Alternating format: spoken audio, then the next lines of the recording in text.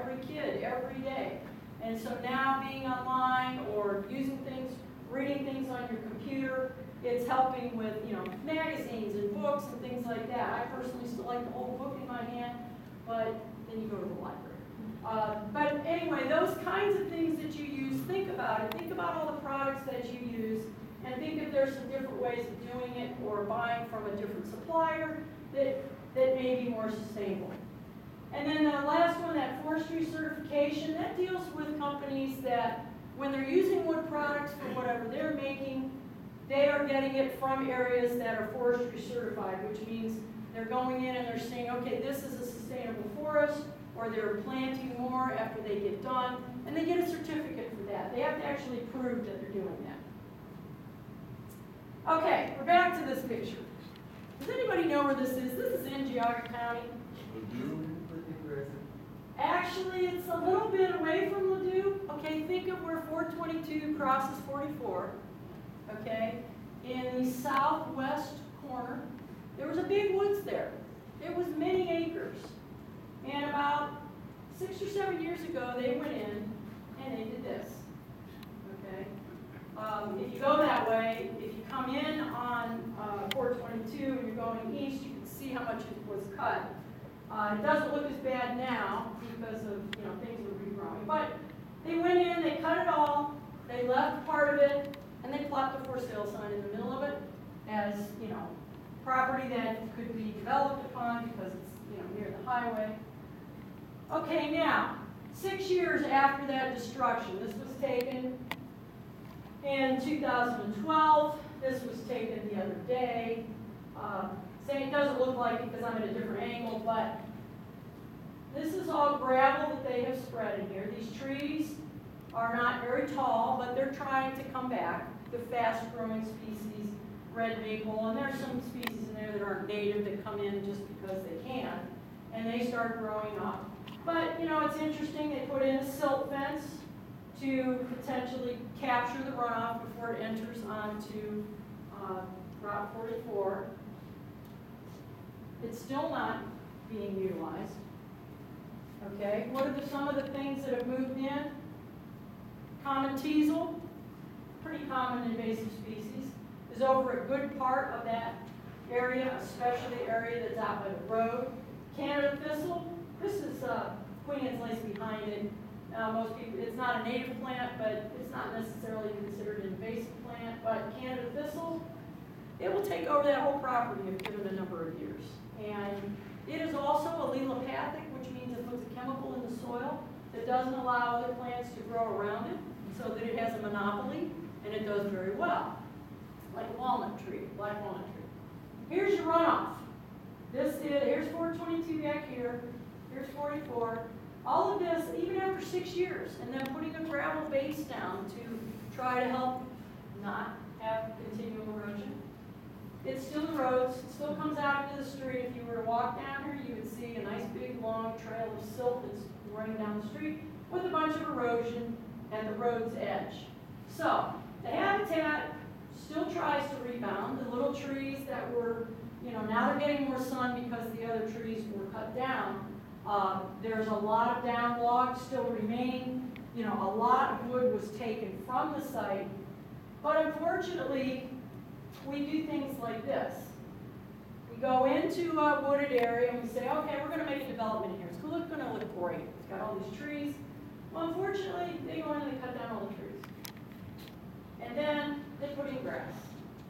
And then they put in the token street tree, which usually is a Norway maple, which is a very invasive species. It's got very large leaves. It loses its leaves very late into the fall. Those leaves lay flat on the ground. They don't allow nutrients to develop underneath them because they make more of a mat than they do in decomposing.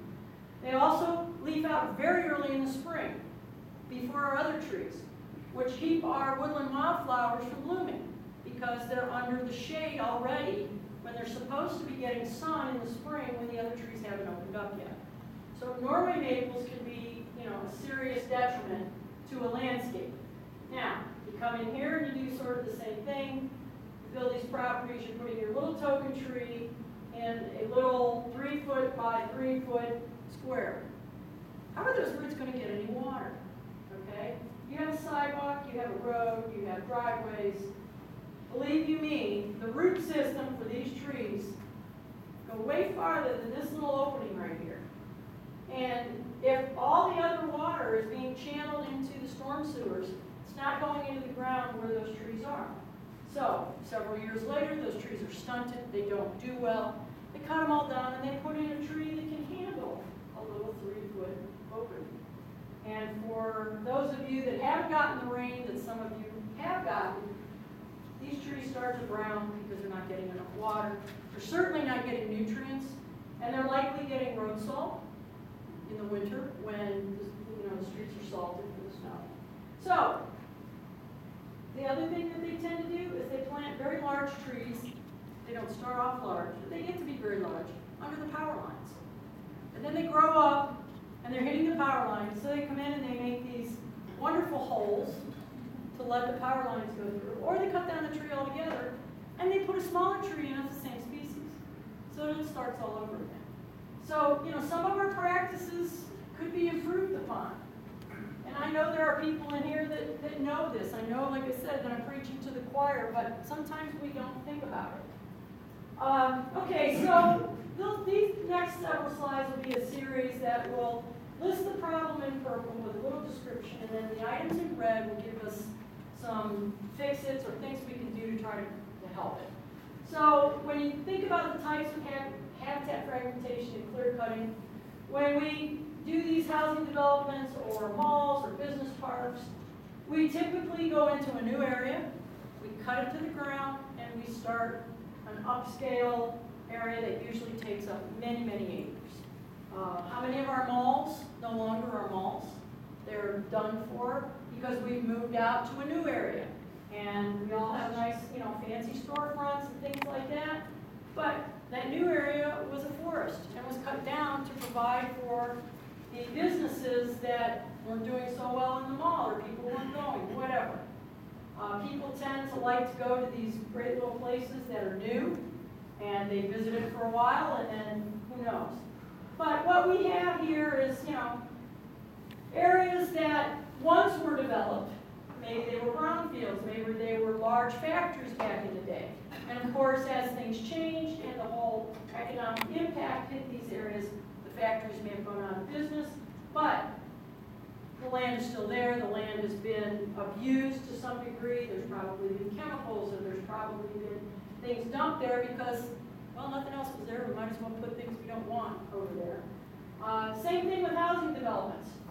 A lot of these were a forest at one time. They come in, they clear the entire thing, they put in the houses, and then the people plant their trees, wanting to have a forest. It would have been so much better, and if you follow any of the, a lot of the groups that actually, they do polls on things like this, and they ask people, if you had your druthers, would you spend $10,000 more to have a lot that has trees or a lot that doesn't have trees?